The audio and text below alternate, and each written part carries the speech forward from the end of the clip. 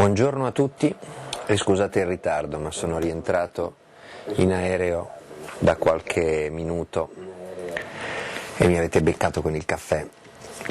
Allora, sono successe un po' di cose in queste ultime ore. Dico subito che Massimo Ciancimino sta facendo delle dichiarazioni estremamente importanti a Palermo, al processo per la mancata cattura di Bernardo Provenzano nel 1995, sta descrivendo Provenzano come un intoccabile, come un uomo protetto da una parte deviata dei carabinieri con i quali aveva fatto un accordo addirittura prima della strage di Capaci, ma le dichiarazioni più importanti dal punto di vista politico sono quelle che molti giornali domani nasconderanno. Ma di questo parleremo lunedì quando la polvere si sarà depositata e quando avremo tutte le bocce ferme, tutti gli elementi per parlarne. Tanto ci sono altre notizie interessanti. Per esempio, vi ricordate Tronchetti Provera? L'avevamo ribattezzato Tronchetti Dovera, perché mentre i suoi uomini della security spiavano a destra e a sinistra e raccoglievano migliaia di dossier, lui non c'entrava, lui non sapeva. Personalmente è stato assolto nel processo per lo spionaggio illegale della Security Telecom, che peraltro lui aveva ingaggiato e lui stipendiava lautamente da Tavaroli agli altri. Ma adesso chi di voi legge il Fatto Quotidiano ha qualche elemento di conoscenza in più, perché l'altro ieri Peter Gomez ha intervistato l'investigatore Cipriani che portava i dossier su commissione a Tavaroli, e lì si dicono cose molto interessanti sui dossier a proposito di Cesa, numero 2 degli S, a proposito di Aldo Brancher, uno delle eminenze grigie di Forza Italia, molto legato anche alla Lega Nord, e sui DS, il famoso fondo Quercia che ha dato origine a tante polemiche e tante denunce, minacce soprattutto di denunce da parte di D'Alema C. Vi assicuro che vale la pena di leggere questa intervista, che trovate anche sul blog Antefatto.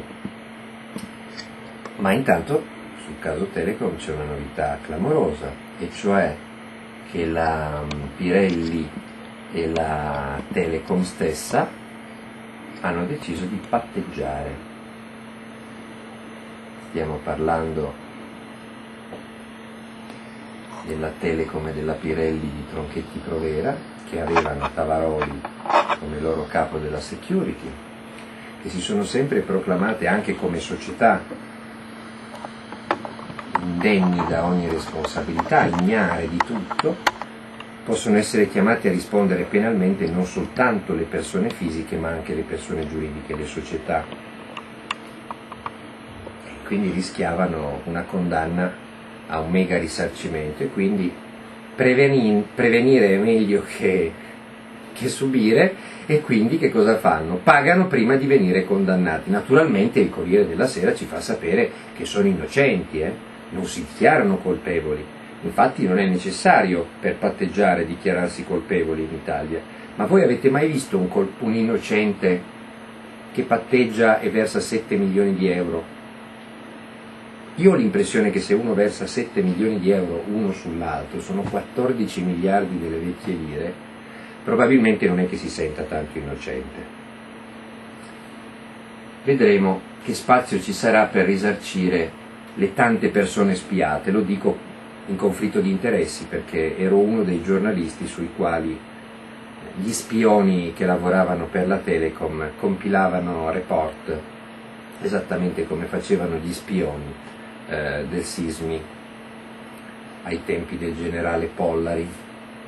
E anche su questo c'è una novità, perché oggi è uscita la motivazione della sentenza di condanna delle spie della CIA che sequestrarono Abu Omar, se non ricordo male nel 2003, e il giudice spiega che il Sismi era perfettamente al corrente di tutto, di quel sequestro di persona realizzato con la complicità, dunque, del nostro servizio segreto militare. Un cittadino egiziano Abu Omar a cui l'Italia aveva dato asilo per poi farlo sequestrare, deportare in Egitto e torturare lontano dai nostri occhi. Sismi sapeva, Pollari sapeva, Pompa sapeva, Mancini sapeva, i vertici del servizio segreto militare sapevano, ma sapeva anche il governo, tant'è che prima il governo Prodi e poi il governo Berlusconi misero il segreto di Stato su quella vergogna per impedire che si processasse il generale Pollari, Mancini e gli altri. Nelle motivazioni c'è scritto che sapevano anche loro, e quindi il giudice dice chiaramente che se non fossero stati salvati dal segreto di Stato, grazie anche a una sentenza molto ambigua e molto discutibile della Corte Costituzionale, pilatesca direi, sarebbero stati puniti anche gli spioni italiani.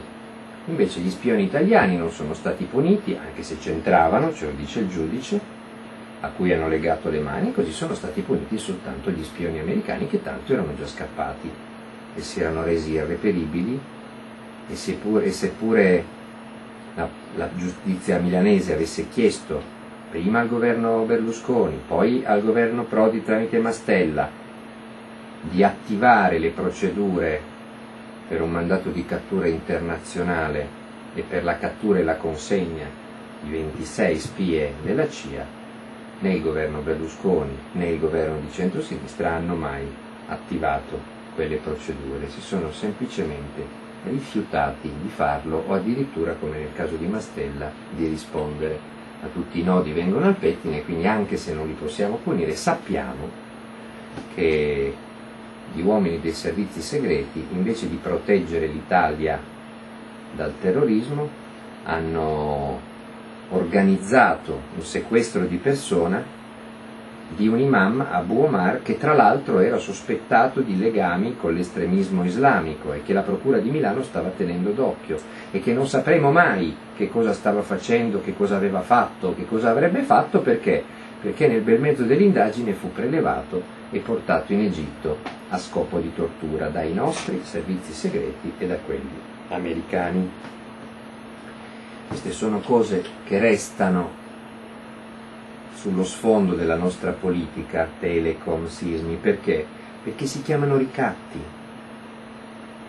perché nessuno ha il coraggio di scaricare gli spioni della Telecom come nessuno ha il coraggio di scaricare gli spioni del sismi. Perché? Perché evidentemente nelle più alte stanze delle istituzioni italiane si sa che queste persone hanno deviato dai loro compiti e hanno accumulato dossier.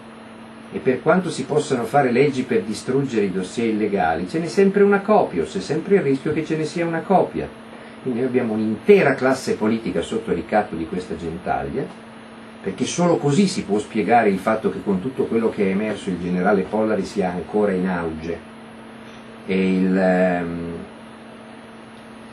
del caso Telecom non voglia parlare nessuno, e che quando venne fuori la notizia che Tavaroli aveva messo da parte qualche migliaio di dossier, il Parlamento si precipitò, governo di centrosinistra e Parlamento con tutti i partiti d'accordo tranne Di Pietro si precipitarono a fare un decreto che ordinava la distruzione di migliaia di dossier, cioè del corpo del reato, ancora prima che venissero aperti e si sapesse che cosa c'era dentro. Ecco perché si può parlare tranquillamente di ricatti. Può parlare di ricatti anche perché poi centrodestra e centrosinistra hanno collaborato amabilmente, me ne sto occupando proprio in questi giorni, sto rivedendo le bozze del nuovo libro Ad Personam, come sono stati salvati per legge sia i vertici del sismi sia i vertici della Telecom, con una legge salva Pollari e una legge salva Tavaroli e salva Telecom.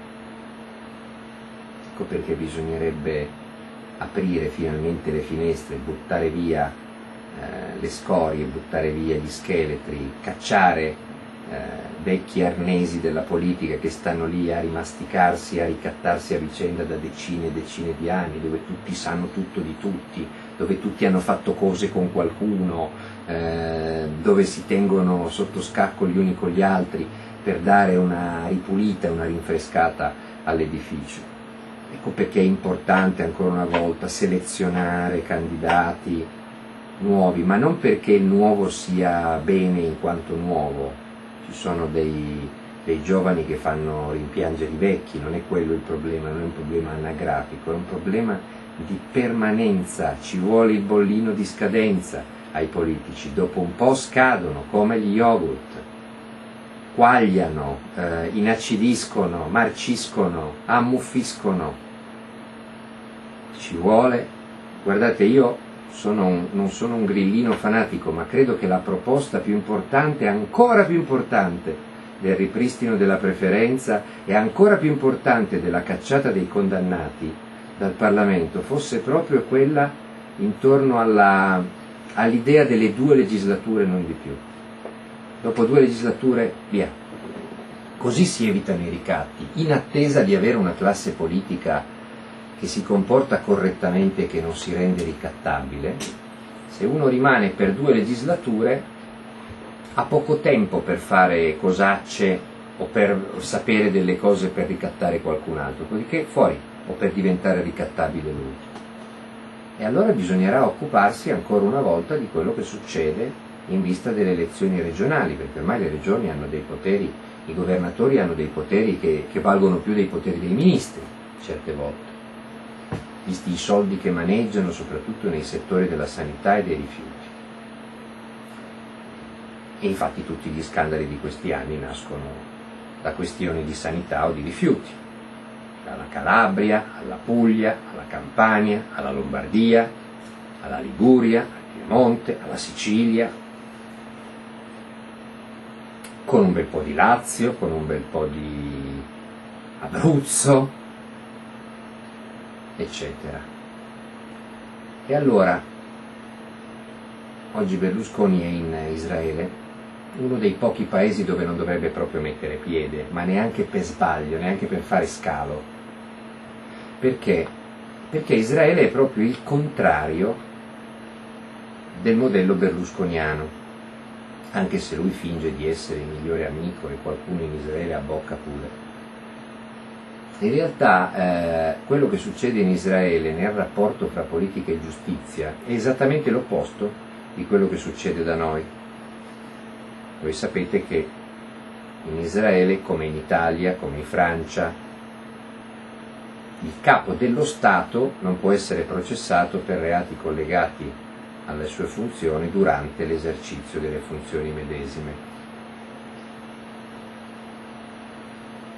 Però qualche anno fa c'era il capo dello Stato, il penultimo capo dello Stato, che si chiama Kazzab, nomen omen, visto che fu beccato a molestare alcune segretarie. Poteva impugnare la propria immunità e restare al suo posto.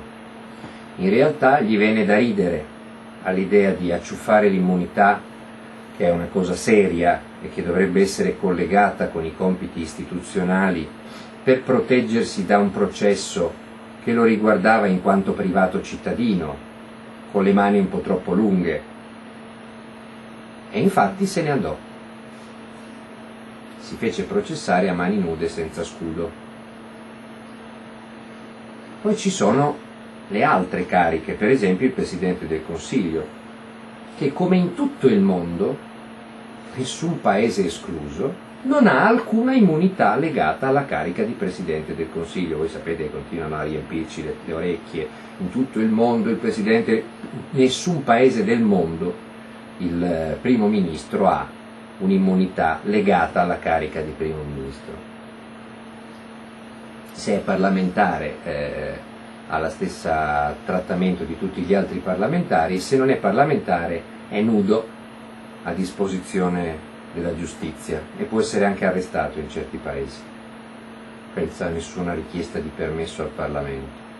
Infatti in Israele Olmert, Presidente del Consiglio di un paese in guerra, in piena guerra del Libano, anzi eravamo, credo, tra la guerra del Libano e la guerra di Gaza, fu accusato dalla polizia, che poi presentò una denuncia alla magistratura, di un piccolo finanziamento illecito. Quando parlo di finanziamento illecito, cioè di soldi presi dal suo partito, Kadima, partito fondato da Sharon, che poi ha avuto l'ictus ed è ancora in stato vegetativo, ma ancora formalmente vivo, finanziamento non registrato, quindi non una tangente in cambio di un appalto, eccetera, finanziamento irregolare. Non ha detto, ah beh, ma i finanziamenti irregolari non sono reato, oppure, ah beh, ma lo facciamo tutti, ah beh, ma la legge non basta, i partiti costano di più di quanti soldi possono prendere per legge, quindi è ovvio che si arrotonda, oppure, ma è colpa del mio segretario, ah ma le toghe rosse, ah ma il complotto dei miei avversari laburisti, voglio lo scudo, voglio il lodo qua, voglio il lodo là, il lodo costituzionale, il lodo mica costituzionale, il legittimo impedimento, e il processo breve, e il diavolo che se lo porta. Ha detto, io sono innocente, lo dimostrerò in tribunale, mi dimetto e sono orgoglioso di avere governato un paese nel quale la polizia e la magistratura possono indagare liberamente, senza condizionamenti, sul capo del governo. Questo ha detto Olmert 2 stati fa, prima di dare le dimissioni, negli stessi giorni in cui l'Italia approvava il lodo Alfano. Frase che andrebbe scolpita all'ingresso di Palazzo Chigi, Palazzo Madama, Montecitorio, Quirinale e anche Palazzo Grazioli, Villa Certosa e Arcore. Sono orgoglioso di avere governato un paese nel quale la magistratura e la polizia sono libere di indagare liberamente, senza condizionamenti, sul capo del governo. Quindi mi dimetto. Dice, ah ma poi se lo assolvono rientra in politica. Solo da noi vale questa roba. Dice, se lo assolvono, e se lo assolvono meglio. Vuol dire che diceva la verità. Da noi questo se lo assolvono non ha nessun senso, perché? Perché tanto anche se lo condannano resta dentro lo stesso, in Parlamento. Cioè da noi dicono, e se lo assolvono, sì, ma perché se lo condannano cambia qualcosa. Se ti assolvono sei vittima di un complotto, se ti condannano sei vittima di un complotto e intanto resti in politica. Allora che differenza fa l'assoluzione o la condanna? Hanno beatificato Craxi, che era condannato, cosa gliene importa se lo assolvono? Se assolvono, se condannano qualcuno non fa nessuna differenza, tanto è sempre un complotto. Se ti assolvono è la prova che i PM complottavano contro di te e finalmente hai trovato dei giudici terzi. Se ti condannano è la prova che c'è un complotto dei pubblici ministeri che si sono messi d'accordo con i giudici per fotterti, no? Quindi è il complotto perpetuo in Italia quando si processa un politico. In Francia avete appena visto un'altra lezione di civiltà. Ci hanno detto, ah ma in Francia, no, in Francia è un corno. In Francia c'è il capo dello Stato. Ma perché i capi dello Stato hanno questa forma di trattamento diversa da quella dei comuni cittadini? Perché il capo dello Stato è l'emanazione del re, è la prosecuzione del re. Ecco perché c'è questo privilegio, che riguarda uno perché è il simbolo della nazione. Per gli anni in cui la simboleggia lo si preserva e dopo lo si processa. Questa è una regola accettabile, ma non c'entra niente col presidente pro tempore del Consiglio, della Camera, del Senato o ministri e cose del genere. Infatti in Francia era capo del governo Dominique de Villepin. Dominique de Villepin era capo del governo con Chirac all'Eliseo e aveva un nemico acerrimo all'interno del partito gollista, Nicolas Sarkozy. Nicolas Sarkozy, con le sue denunce, ministro dell'interno del governo de Villepin, riesce a far aprire un processo per l'affare Clearstream in cui de Villepin è accusato insieme ad alcuni uomini dei servizi segreti di avere accumulato dei dossier per screditare delle persone, tra le quali Sarkozy, accusandole di aver preso soldi, eccetera, eccetera. De Villepin ha sempre detto: io non ho fatto niente, io non ho dato nessun ordine, se qualcuno ha fatto dei dossier non l'ha fatto su mio input. Dopodiché c'era la campagna elettorale per l'Eliseo, per succedere a Chirac che scadeva.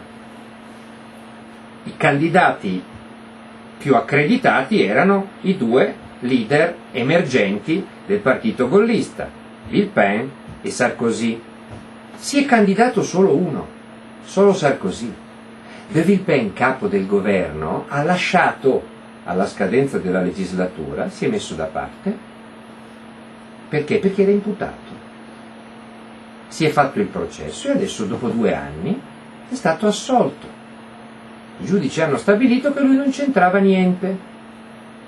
Avete sentito qualche strepito, il complotto? Guardate che avrebbe avuto ragione a parlare di complotto, perché quel processo lì è nato perché Sarkozy ha montato su un casino che non finiva più.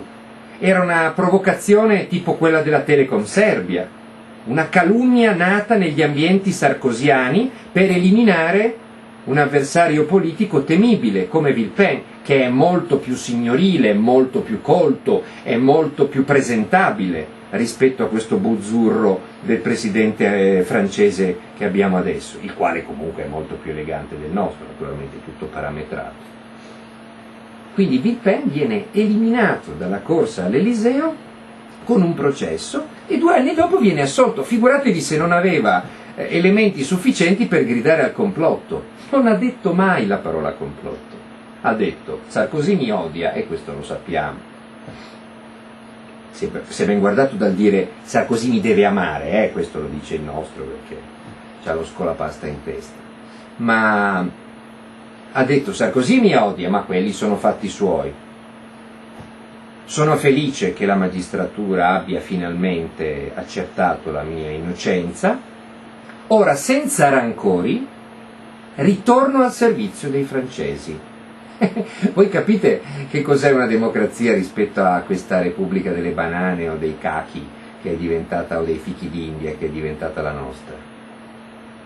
Cioè uno che avrebbe potuto strillare quanto voleva al complotto e nessuno avrebbe potuto dirgli niente, non si è nemmeno sognato. Perché? Perché chi fa parte del potere non può delegittimare un altro potere, altrimenti delegittima se stesso di carambola.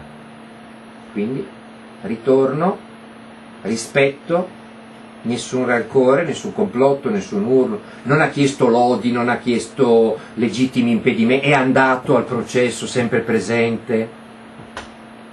Non ha detto voglio essere giudicato dai miei pari, voi non sapete chi sono io sono più uguale degli altri, io sono primus super pares, no? Come dice quell'altro. No, si è fatto giudicare come un comune cittadino ed è stato assolto. E alla fine, dato che i processi finiscono o con la condanna o con l'assoluzione, in Francia non hanno il privilegio che abbiamo noi di uscire da colpevoli con la prescrizione, salvo rari casi, ha ritenuto che la sentenza di assoluzione fosse una cosa normale. Da noi ogni volta che assolvono un potente si dice ecco, allora non doveva essere processato, come se i processi giusti fossero solo quelli che finiscono con le condanne, no? Una cosa folle, tipica nostra.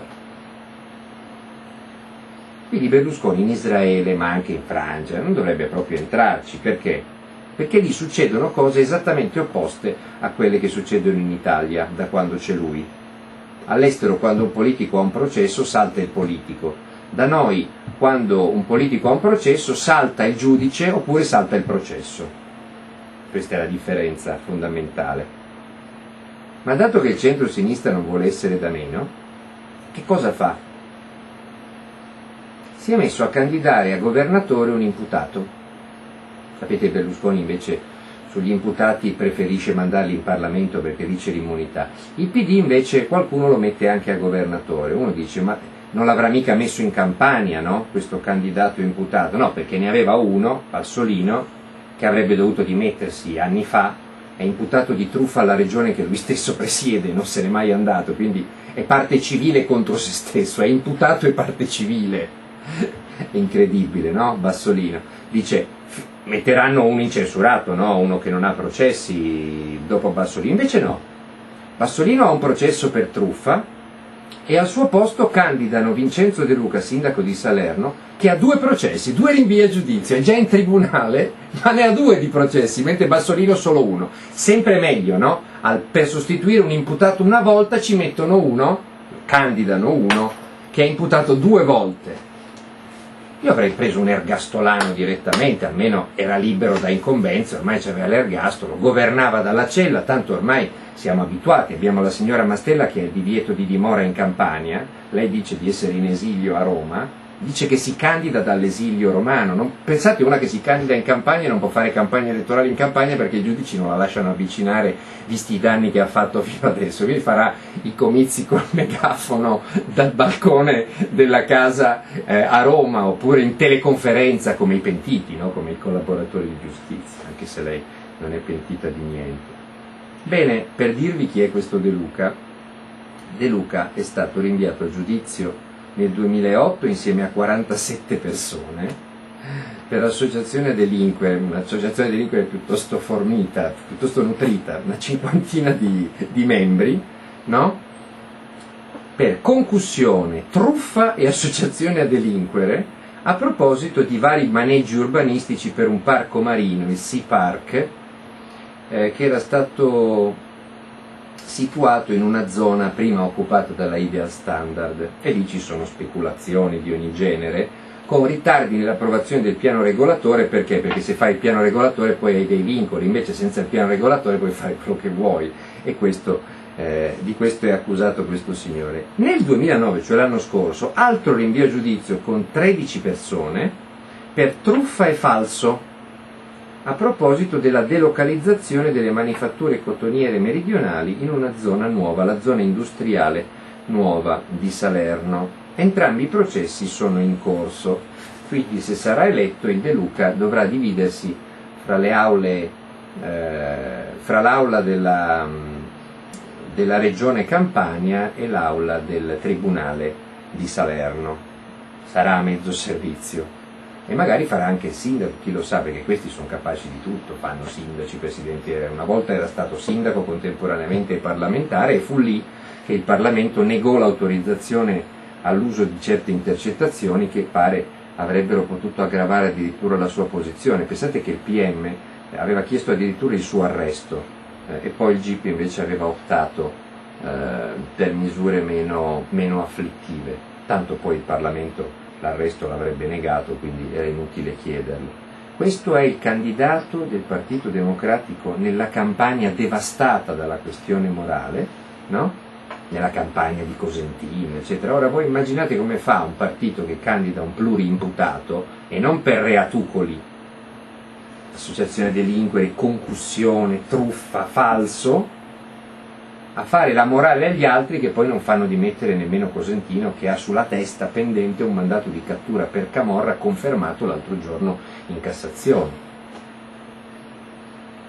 È bene saperle queste cose, perché è evidente che quando hai un'opposizione che mette direttamente la testa nella tagliola, poi la maggioranza evidentemente vince, anzi gli elettori diventano sì qualunquisti, non perché sentono Grillo, perché sentono Anno Zero, cose, diventano qualunquisti perché vedono che non c'è differenza nei comportamenti, e quindi si buttano nella disperazione e nell'astensionismo. Io spero che non ci sarà astensionismo, perché per fortuna ancora non sono riusciti a relegare i nostri consensi su 2 soli partiti, no? Il famoso PDL e PD-L, quindi ci saranno delle alternative. Mi auguro anzi che nel centro-sinistra, oltre a Italia dei Valori e a Sinistra Radicale, anche dentro il PD le componenti più ragionevoli, le persone più normali, parlo, non lo so, di Marino, parlo della Serracchiani, eccetera, vengano fuori per dire no a questo sconcio in Campania, perché la Campania è veramente da anni il simbolo e diciamo l'indicatore di un trend, il termometro di dove va l'Italia. Grazie allo scandalo della monnezza e a Bassolino, Berlusconi ha potuto farsi 2 anni di campagna elettorale. Figuratevi quanto ci camperanno sul fatto che al posto di Bassolino c'è un pluriimputato per il centro-sinistra, mentre il centrodestra candida un incensurato.